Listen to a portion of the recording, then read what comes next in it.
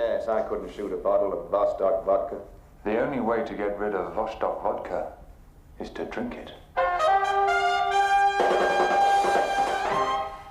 You know, I think for a drinks commercial, we should show more of the bottles and less of the shooting, don't you? Okay, Jack, point taken. Well, Brian, what do you think of your performance? Well, where the hell is he? I thought he came in when it started. No, that was me. Well, hold that reel. We'll show it again as soon as the star arrives. Make a note. I don't want all those bottles full to the top. They never are. Probably gone to sleep in the sauna. Well, do you want to see yourself or not? God.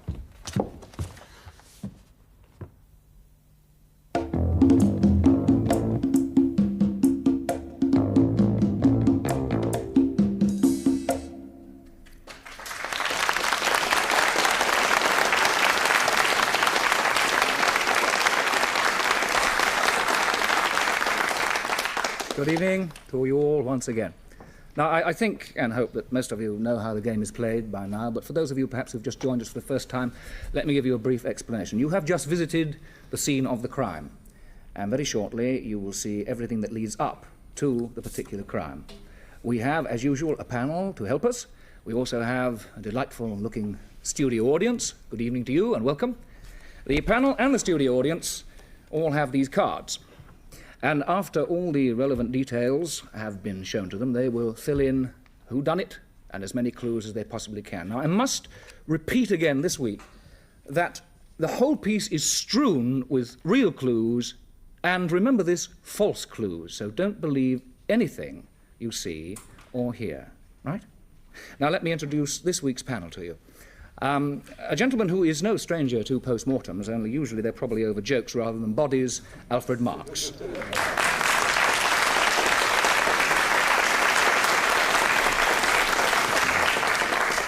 Our next guest, an actress of great talent and an authoress of repute, Dulcie Gray.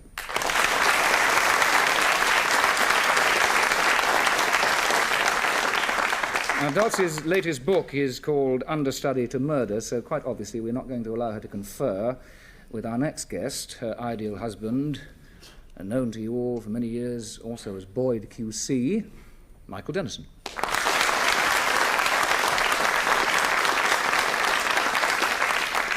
And finally, an actor who has played so many parts superbly, also, I may say, no stranger to post-mortem, the expert himself, Marius Goring.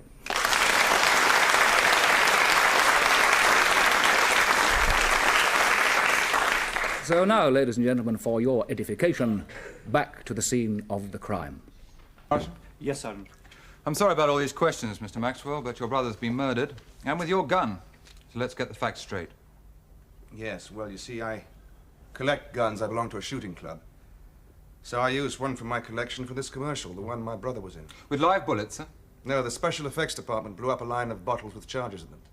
We were advertising a new vodka. Oh, I see. What was the gun still doing here if you completed the commercial? Well, in case we needed to do it again. And the live bullet, where did that come from, sir? Well, I happen to have a box in here. You see, I built a new pistol range in the basement. It's one of my hobbies. So anyone might have known that you kept some ammunition here, then, sir? Yes, I suppose so. Your twin brother have anything to do with your advertising agency, sir? No, he was an actor. Not bad. But he'd been out of work for some time, so as a favor, I got him a job doing a commercial for us. And he'd come to see himself in it? Yes. Well, what was he doing in the sauna bath, then, sir?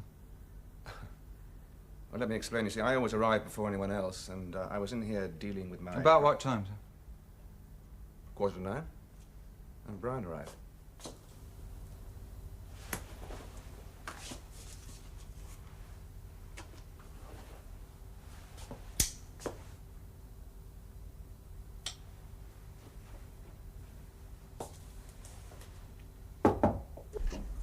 Come in. Okay, Jill, just change that line of copy. That'll be fine, thanks. If that's what you think. Oh, hello. Hello, Jill. Hello, Brian. You're early. Yes, Jill gave me a lift in her car. What, Jill Mather? Yes, why not? Now, look, when you came in here asking for a break, I didn't expect you to chat up my best copywriter. Just keep your hands off my stuff, okay? All reserved for my successful brother. All right, but I do work and I don't gamble. Now, that's the difference between us. I hear you built a new sauna bath. Now, that's class. Here, have one of mine. Oh, no, thanks. I only smoke the plain ones. Now, look, don't come in here being chippy. I'm trying to help you. If this commercial turns out okay, it could do you a lot of good. I'm very grateful. Hey, why don't you try my new sauna? You've got half an hour before we show the film. Okay, fine. I usually take 30 minutes myself this morning, but it's, I got a couple of things to do, so help yourself.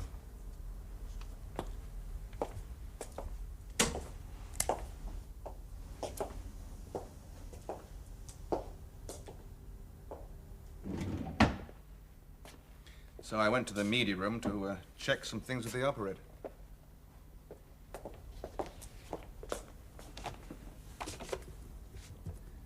Anybody there? Yes, Mr. Maxwell? Tom, I want to see the Vostok commercial, please. Soon as I can, Mr. Maxwell. So I watched the commercial 2 or 3 times, then Lois, my secretary, walked in.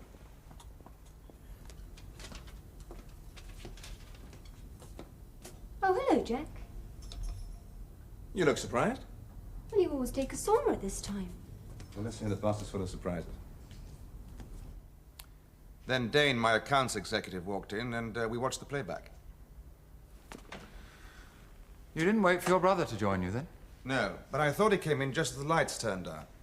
But it was Jill Mather, my copywriter. She wrote the Vostok vodka commercial. Is she the girl that gave Brian a lift in here this morning? Yes. I'd like to have a word with her, sir. Yes, of course. She'll be in her office. We'll get her. Well, why don't you use the intercom, sir? Yes, of course.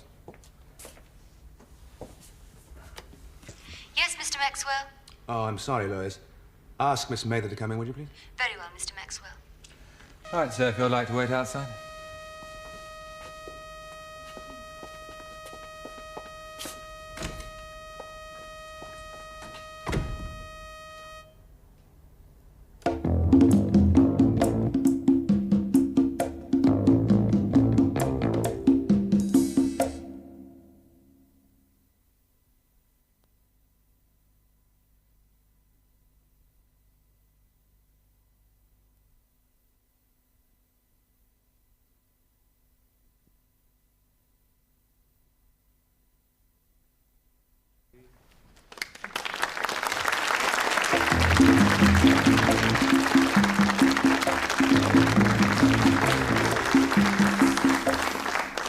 Welcome back.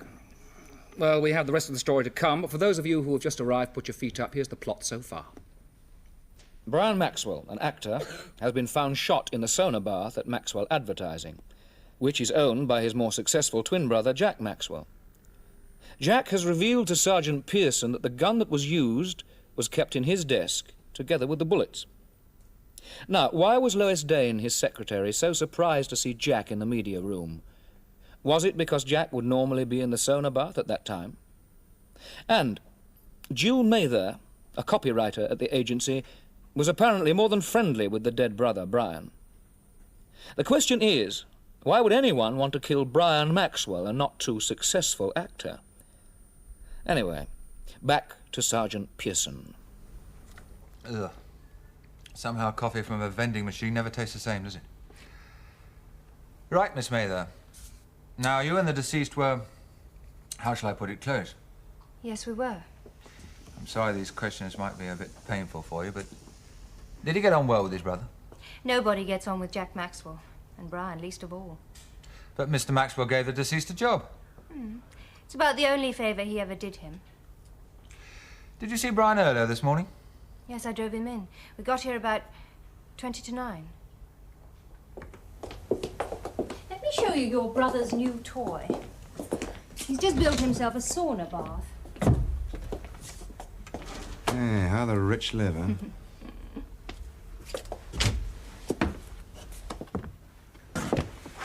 It's hot in here, isn't it? It's over 90 degrees, and Jack spends half an hour in there every morning, 8:45 to 15:15. And he mustn't be disturbed. You really don't like him, do you? I don't like the way he uses people. And he could easily give you some help with his influence. All you need is a break. I do love you.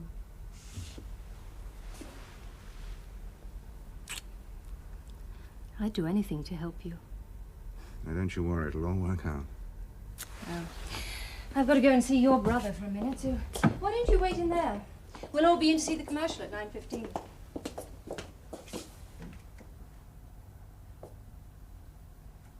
And the last time I saw Brian alive was briefly in his brother's office. Yes, that's been confirmed by Jack Maxwell. Yes, sir. Where'd you go then? To Mr. Dane's office. He's an account executive. To talk about the commercial? Well, I was going to, but he was in an awful state. About Lois. Mr. Maxwell's secretary? Correct. But she's also Geoffrey Dane's wife. Look, I'm sorry to go on like this, but I've just about had enough. Drinking isn't going to help. That creep has been having an affair with Lois all this time, and I didn't suspect anything. Well, it's always the way, isn't it? How'd you find out? She told me last night. I've got a few things to say to Mr. Jack Maxwell. Well, I'd think about it before you do anything. These things do happen. I have thought about it. All night.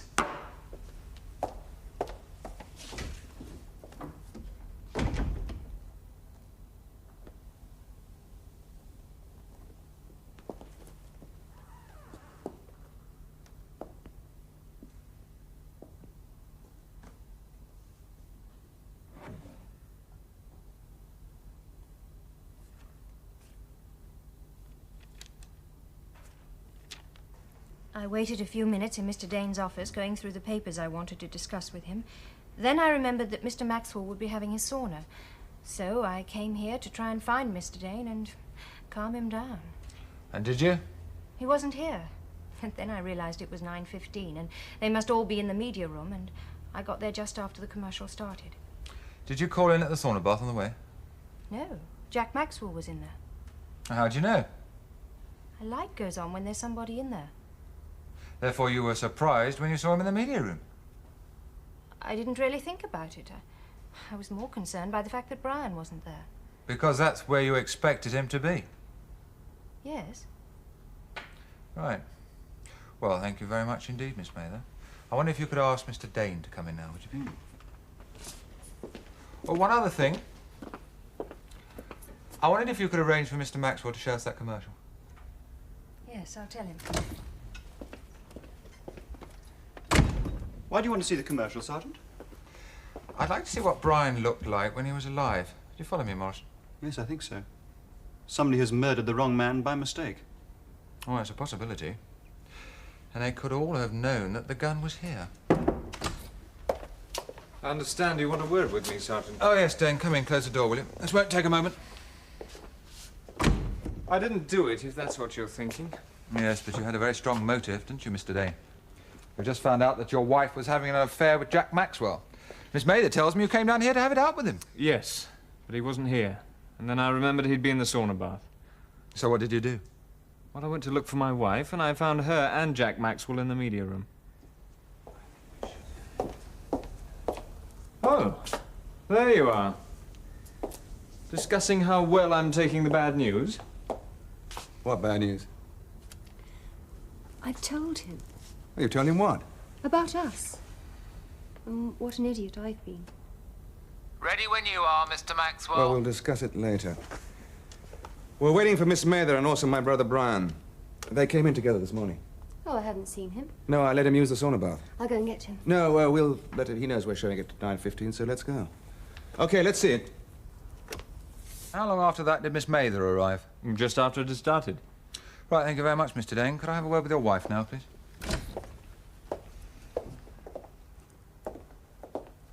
Don't worry, darling. It'll be all right. Everything will be all right. Mrs. Dane?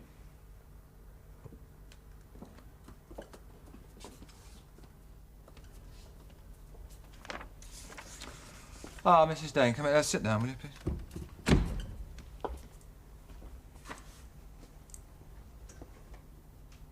Try not to be too nervous. It's just a couple of questions I want to ask you. First, why did you tell your husband last night about your association with Jack Maxwell?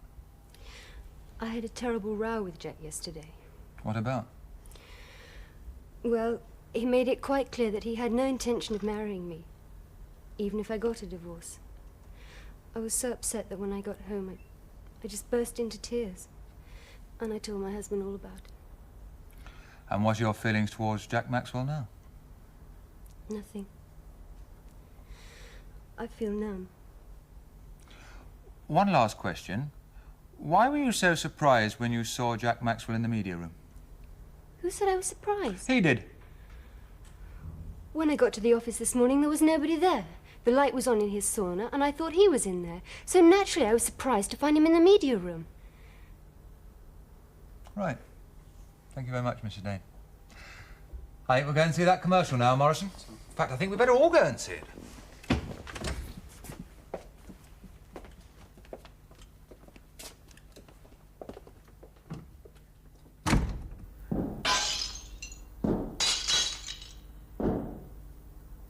You missed James. Yes, I Hold couldn't it. shoot a ball. What's the matter?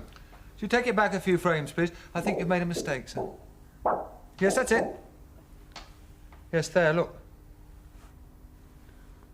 A safety catch is on. You're right. I'll have a few words to say to that director. Let's have the lights up. Mr. Maxwell, could I have a word? Yes, of course. You'd been killed, sir. Who would have inherited all this? Well, Dane's my senior director. He'd have got most of it. Cigarette? Thank you, sir. Oh, don't you smoke filter, sir? No. Yeah, you should change, sir. I understand they cause less damage to your health. Thanks for the commercial, Sergeant. It's quite obvious that someone was after me. Not Brian. Yes, sir. But who?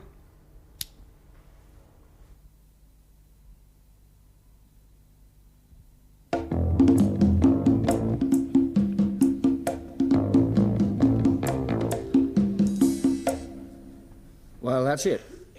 And remember, at least one person is lying. Perhaps more than one person. At this moment, we meet our suspects.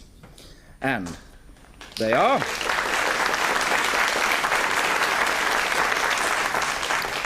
Detective Sergeant Pearson, and Detective Constable Morrison, Lois Dane, Geoffrey Dane, Jill Mather, and Jack Maxwell. Now, this is the moment when, ladies and gentlemen of the panel, you have a chance to question the suspects.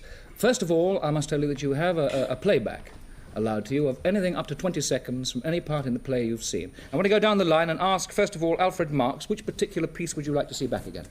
The very first encounter between the actor, Brian Maxwell, is it? And Yes. Secretary Miss Mather, isn't it? First encounter between Brian Maxwell, the actor, and Miss Mather. Very well. Dulcie Gray. I'd like to see the bit when Brian Mather is outside the sauna bath. When he's outside, just before he goes in. That's right. When Brian Mather is outside the sauna bath.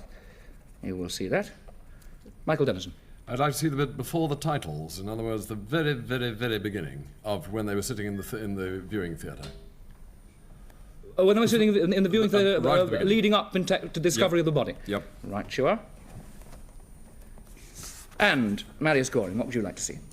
I would like to see the last time that Miss Mather was being interviewed by the inspector, just the end. The last interview, yes, Miss Mather, by the inspector. Detective Sergeant, rather, you will see that. Well, while they're getting those ready upstairs, let's start the questioning. Alfred Marks, would you like to kick off with a question? Yes, I'd like to talk to Mr. Jack Maxwell, please. Was there any... This is in two parts.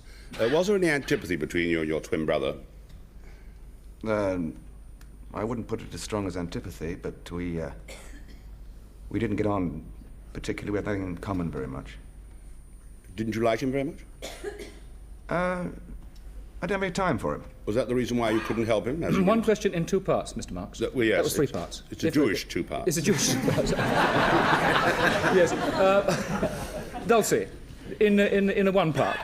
I'd like to ask Jill Maxwell if she'd known Jack before she knew Brian.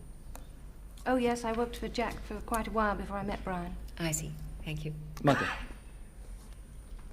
Sergeant Pearson. Detective Sergeant. Detective Sergeant Pearson, I beg your pardon. Was the gun tested for fingerprints?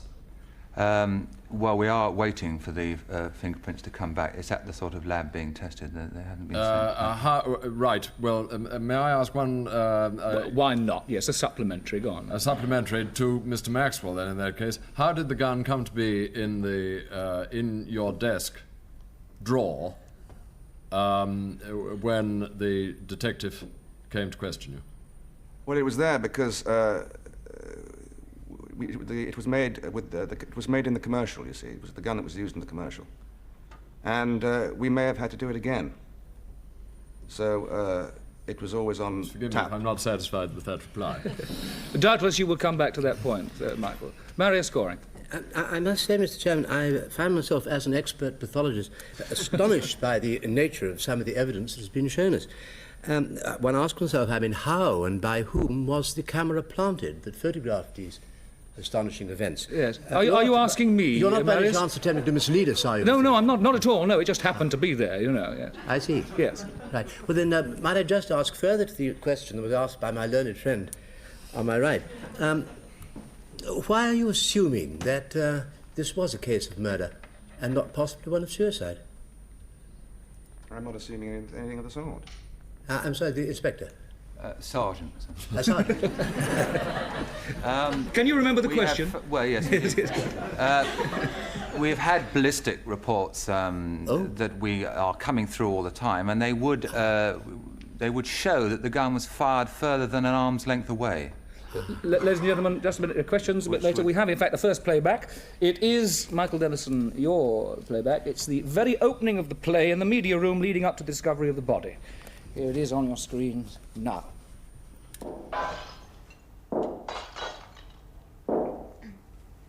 You missed James. Yes, I couldn't shoot a bottle of Vostok vodka. The only way to get rid of Vostok vodka is to drink it. You know, I think for a drinks commercial, we should show more of the bottles and less of the shooting, don't you? OK, Jack. Well, there you are, Michael. Any questions arising out of that? I understood that Jill Mather, in her interview with the detective sergeant, said that she had just come in. From what we saw there, she was well established in the viewing theatre by the time that... Can you explain how long you had been there, in fact, before... Asking me. Well, there was actually some music in the beginning of the commercial and an opening shot, and I came in during that. Are you saying that that was, in fact, the end of the commercial that one saw on that clip? I'm sorry, could you Well, rephrase? was that the end of the commercial that we saw there, when you stopped, when... Well, the commercial wasn't very long. That was from about 3 seconds after it started. I see. Yes? Are you satisfied? You don't seem terribly satisfied. I'm not terribly satisfied because she looked as if she'd somewhat taken root there and had not just come in. We have, in fact, the next playback for you. Alfred Marks, it's yours. It's where Jack is behind the desk talking to Jill Mather. Brian walks in, and it's the bottom smacking episode. Come in. OK, Jill, just change that line of copy. That'll be fine, thanks. If that's what you think. Oh, hello. Hello, Jill. Hello, Brian. You're early. Yes, Jill gave me a lift in her car. What, Jill Mather? Yes, why not? Now, look, when you came in here asking for a break, I didn't expect you to chat up my best copywriter. Just keep your hands off my stuff, OK? All reserved for my successful brother. All right, but I do work and I don't gamble. Now, that's the difference between us. I hear you built a new sauna bath. Now, that's class. Here, have one of mine. Oh, no, thanks. I only smoke the plain ones.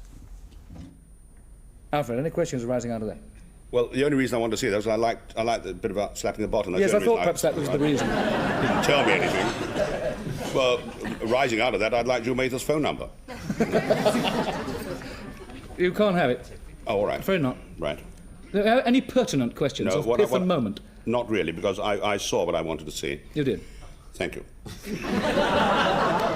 Who was it who was questioning the detective sergeant about the gun?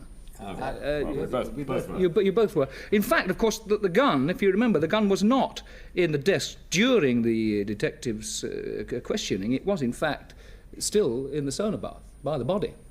I don't agree. It was shown in the drawer.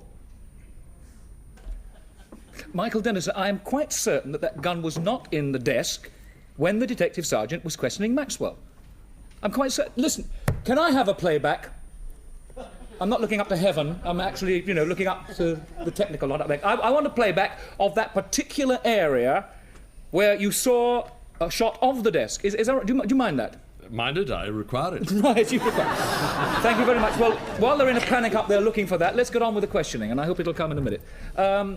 Do you have a question, Dulcie? You're looking at me very question. I haven't attacked your husband, I hope, have I? No, not at all. I slightly bothered because I may have confused everybody by calling Jill Mather Jill Maxwell. Well, you've now put it right, and it so is Jill I Mather, just, yes. yes. Do you have a question? Do you mean about what's been happening? No, of anything. I mean, you know, continue the questioning. Alfred Marks looks as though he's a Kimbo. Yeah, well, I'm a Kimbo, yeah. Yes, I used to An be Eskimo I used to be Kimbo, I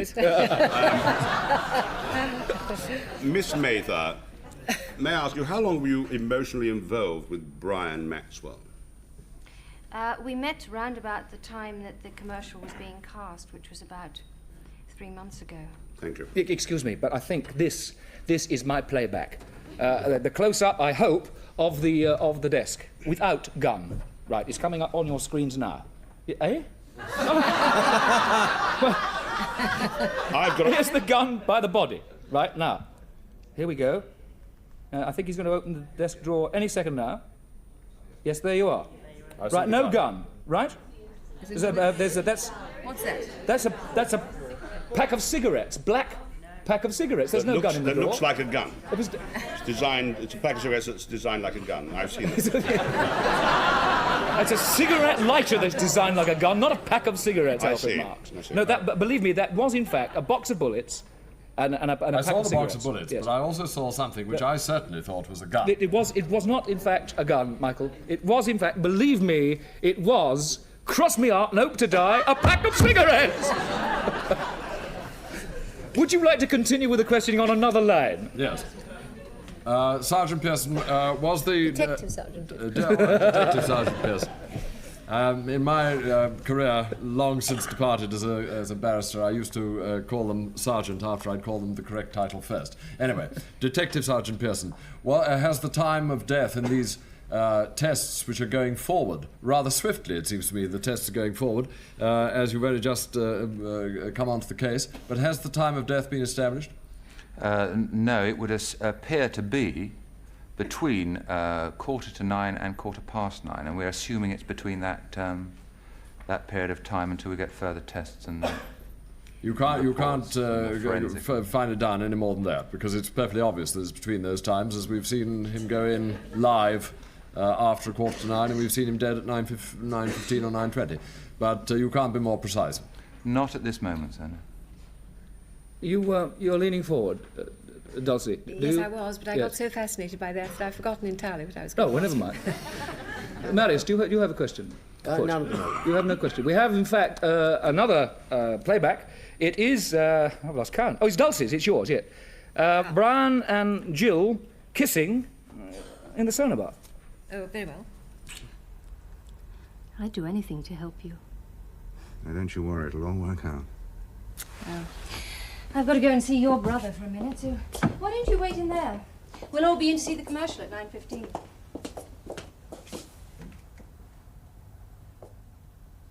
Well, Alfred just wanted to see the smack bottom because he wanted to see the smack bottom. Yes. Can I see presume that again? No, you can't see it again, Alfred Marks. I presume you wanted to see the kissing for a particular reason. I wanted to see what he was which door he actually went to. Ah, I see. Do you have any questions arising out of that? No, I don't think I have at the moment. I've got one kind of looming up. Right. Okay, well, we'll sort of let it fester for a little while, shall we? Right. Anybody any more questions? Well, I would like to ask Mr. Maxwell, whose office it is, which door that was, because I too am interested in the door that your brother went to when he came out of the sauna. I hesitate to jump in here. I mean, I really do hesitate, Michael. But how would Mr. Maxwell know which door it was? He wasn't there. I will switch my question to Miss Mather, who saw Brian go to that door. What door was that? I left him at the door of the media room. I thought he'd wait in there till the commercial was shown. I see. That was the door of the media room. It was the door of the media room. Yes. I wanted to ask, did no one hear the shot? Did anyone hear the shot, was the question? No. There was a silence on the gun. That's the answer. Right. It looks suspiciously like a packet of cigarettes. It's the newest kind of silencer, specially designed like a packet of cigarettes. Yes. Do you have a question on the strength of that? Don't bother, Alfred. We have, in fact, the Marius scoring your playback. The end of Miss Mather's interview with the detective sergeant, and they're talking, in fact, about the sauna bath. Here it is on your screen now. Herschel started. Did you call in at the sauna bath on the way? No, Jack Maxwell was in there. How'd you know? A light goes on when there's somebody in there. Therefore you were surprised when you saw him in the media room. I didn't really think about it. I was more concerned by the fact that Brian wasn't there. Because that's where you expected him to be. Yes. Right. Well, thank you very much indeed, Miss Mather. I wonder if you could ask Mr. Dane to come in now, would you please? Oh, what? Well, Marius, anything arising out of that? Yes, I would like to ask Miss Mather, since everybody knew that this commercial was going to be shown at this particular time, why should you assume that anybody present would be in the sauna bath? Well, Jack took his sauna every morning from 9:15 to 9:15, and I thought he was probably still in there as there was a light on. I assumed he was running a bit late. But I mean, I thought you thought he was going to see this commercial. Yes, well, he's the boss of the agency. He can see it, I mean, as many times as he likes whenever he likes. I thought he might still be in there. I mean, I thought he was still dressing or something, you know. May I ask really think you may ask a question, Michael, very briefly. We're very briefly, were you not therefore surprised, Miss Mather, not to see or to find the sauna unoccupied when you took Brian into it? It was actually about 20 to 9 when I took Brian in. Ladies and gentlemen, that, I'm afraid, is the end of your questioning. And that's all we have time for at this particular moment. I want the panel now, and ladies and gentlemen of the studio audience, to fill in their cards. The top here, Whodunnit, the various clues. We will be back very, very shortly, and we will, in fact, tell you whodunit. I hope you're working hard and your brains are ticking over, and that you guess it yourselves at home. So back very, very shortly. Bye for now.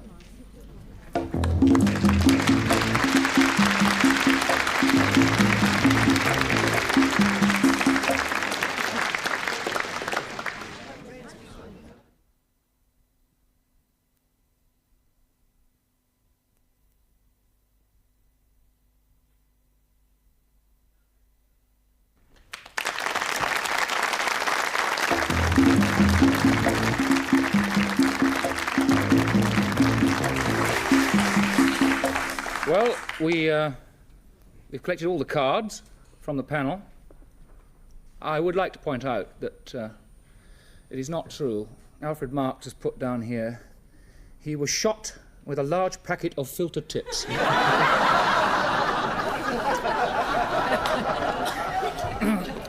Alfred Marks, who done it, and give me one other clue. Actually, Brian is not the victim at all. The victim is Jack Maxwell. Brian Maxwell is the murderer, and and his co-confederate in crime was Jill Mather. She loved him, and they rigged the whole thing up. They may have thought it might have looked like suicide, except, of course, that he was left-handed, and the other one was right-handed, and the position of the gun couldn't possibly be, and I'm obviously terribly wrong, and you're going to make an idiot of me. No, I'll let you do that. I've done it. Oh, I thought that was rather funny. I'll be a comedian yet. Dulcie Gray, who done it, and one clue. I think that the secretary, whatever her name is, Lois Dane, did it because she had access to the gun, and the guns were swapped, and the silencer one was on the used for the thing, and the other one was by the body. They're in a very curious position beside the body. Yes, yes, I agree with you. It was. Michael Dennison, who done it and why? Well, I think it was Geoffrey Dane. Principally because I didn't get around to asking many questions. They were coming, and they were going to be very powerful questions, which would have undoubtedly shown his guilt. But I'm pretty sure that it was a collusion between the Danes. I think Geoffrey Dane actually did it, and I think in so doing they beat to the gun, if I may so put it, Jill Mather and her boyfriend, who were going to bump off Jack Maxwell. I see. And I think that was really the way it went. Right, you are. Marius Goring, whodunnit? Well, I'm going to say that owing to the quite extraordinary collusion that seems to have gone on between the police and the chairman, I'm drawn to the quite inescapable conclusion, scientific conclusion, I may say, that it was done by Mr. Woodward. Oh, really? No, definitely not guilty. Not this week, anyway. Marius Goring, thank you very much indeed. But who do you really think done it? Well, really, I think it was Jill Mather. Jill Mather? Yes. Right, ladies and gentlemen, we have our winner from the studio. May I introduce you to her? If I can get out of this, I must get something done with this next week.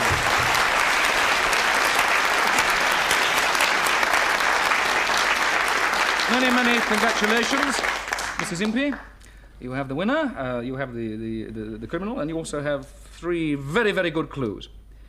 We have, in fact, from here, any gift for you that you can take away. These two come together, the glasses and the decanter. They were all used in the play. So what would you like to take? The glasses and decanter. Glasses and decanter. Can you manage those? Well, you take the decanter. We'll give you that later on because it's a bit awkward to carry. All right. Congratulations. Thank you for playing. Bye-bye.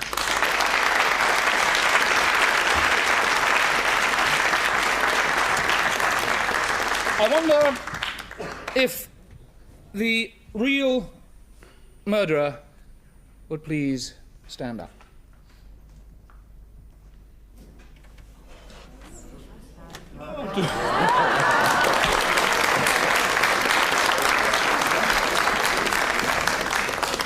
Well, ladies and gentlemen, we are, of course, going to give it to Alfred Marks because although it wasn't in cahoots with Jill Mather, you did get the point that it was Brian Maxwell who, in fact, that is not Jack at all, it's Brian Maxwell, as you said. Further clues, quite simple. The scar on the back of his hand, which you probably didn't see, indicates that he is Brian. Brian is an actor able to impersonate his brother, and of course he killed his brother so that he could come into the firm and the money. Next week we have for you, if I can find it down here, yes, here we are, the same time, of course, different crime. It's New Year's Eve 1899, and Sir Gerard Charon has been poisoned. He's only got 30 minutes to find his murderer. So, we hope you'll join us next week and investigate that crime. It's good night to our panel.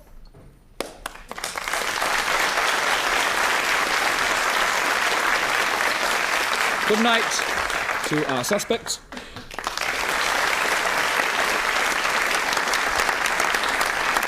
And from me, it's good night to you. God bless you all. Have a very, very happy week. Bye-bye.